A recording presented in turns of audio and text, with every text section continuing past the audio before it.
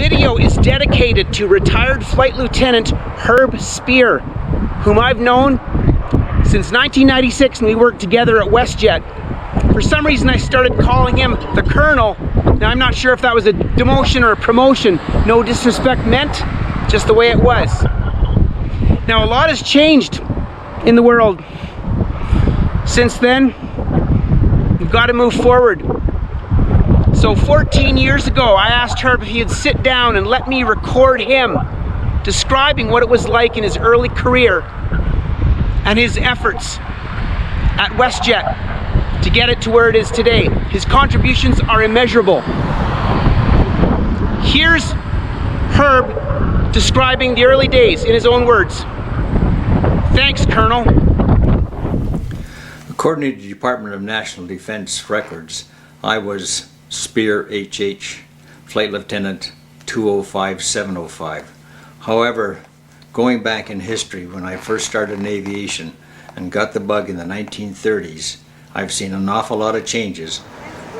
This is a Harvard aircraft, a single-engine trainer that was used with the British Commonwealth Air Training Plan during World War II. I became involved with this aircraft in 403 Squadron. We used it from 1950 to 1957, and we flew these and the Mustangs together.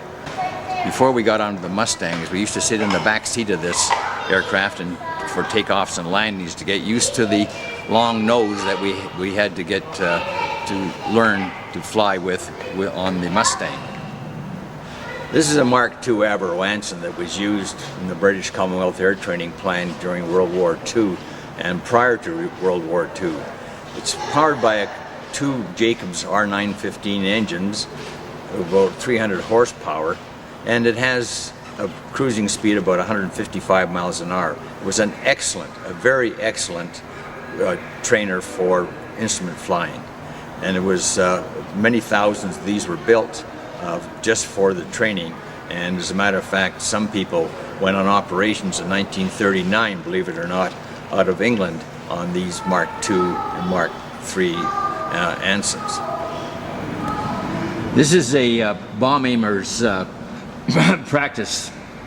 This was used in number 8 bombing gunnery school in Lethbridge, and the bomb aimer laid it along the belly along this aircraft, and they used to use it for bombing practice, and they followed the target down those marks you can see just up here and released the bombs that were carried underneath the wing, and there was about 12 9-pound bombs carried on the bombing practice with this aircraft.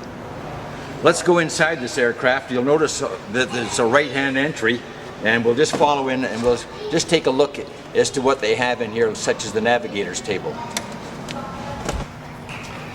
Now we're in the interior. This is the navigator's training table, and you'll notice they have the airspeed indicator, altimeter, and some of the instruments.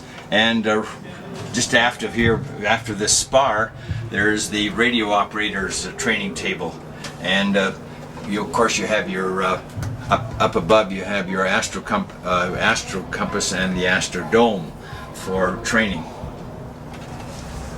You'll notice in the front end of this aircraft that the seats were not built for comfort, and there's a lot of glass in here. It was called the flying greenhouse, as a matter of fact. On a hot day, this was a terrible aircraft as far as heat was concerned. You notice the control column and the wheel is quite different than any of the aircraft you see nowadays.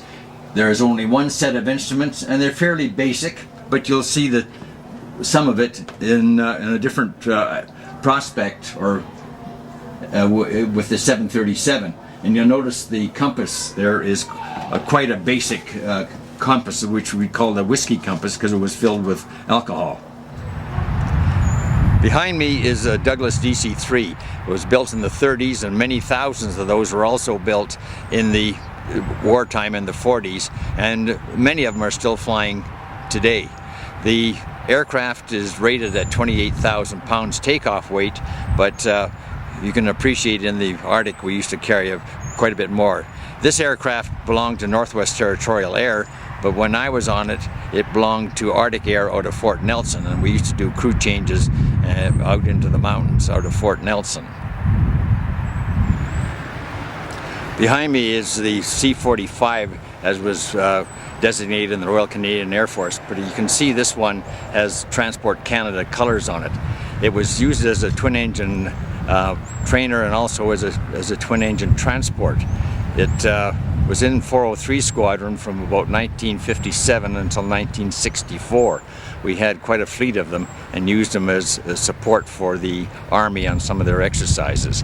And there's still a few around, and after the war, or after the time was expired on a lot of these with the Air Force, they have been sent away to civilian operators. And it could also be put on floats, believe it or not, and it was an excellent float plane and used as a bush airplane for quite a few years. On my 72nd birthday in February 1996, I started with a new operation. It's not a new career, but certainly a new operation with WestJet.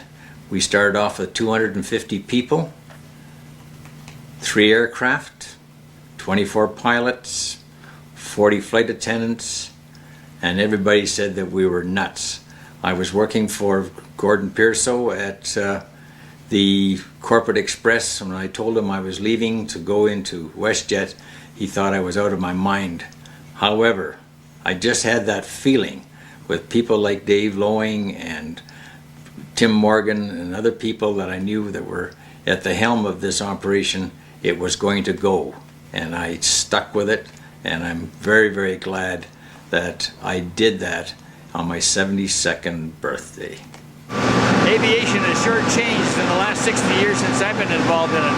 Our 737-700 back here is a pride of the fleet. It's the greatest technology that's come out.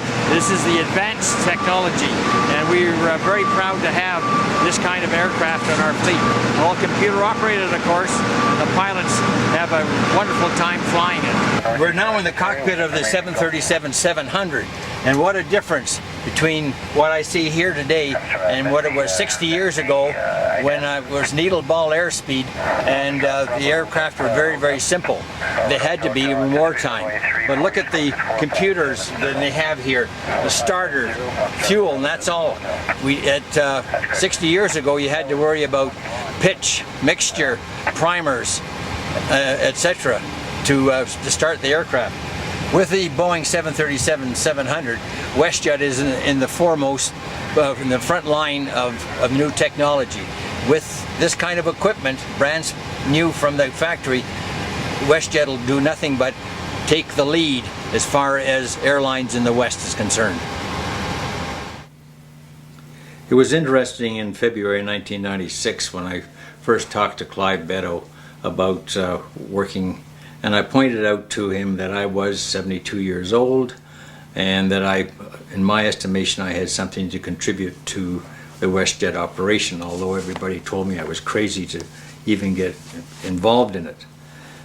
Clive told me at that time that as long as I wanted to, regardless of my age, I could work as long as I was able to carry the load. I took on a pretty fair load then, and it was 70-hour week. I had Christmas and New Year's off, got to work at 4 o'clock in the morning, was ready to go aboard the aircraft and check out the cockpits.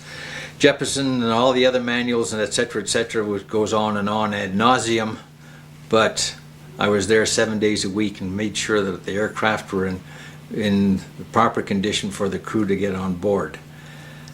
The other thing that kind of hit home to me not so very long ago, doing a quick tour of the Operation Control Center, and Shane Harney told everybody at that time